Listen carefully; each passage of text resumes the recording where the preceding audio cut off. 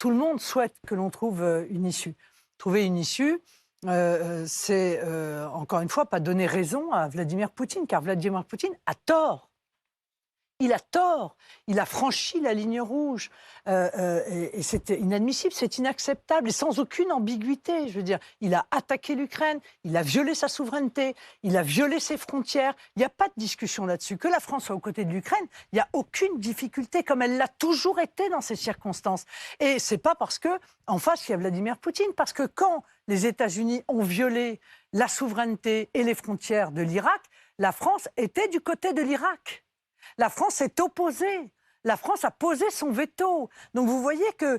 Et pourtant, c'était les États-Unis d'un côté. Aujourd'hui, c'est la Russie. Donc quand je vous dis l'équidistance, c'est l'équidistance en temps de paix. C'est-à-dire quand on sait qu'il y a des tensions et que la France peut jouer un rôle particulier pour essayer d'atténuer ces tensions. Mais à partir du moment où il y a un acte de guerre, eh bien la France se trouve aux côtés des victimes de cet acte de guerre. Quelle que soit la puissance, et aussi importante soit la puissance qui mène cet acte de guerre.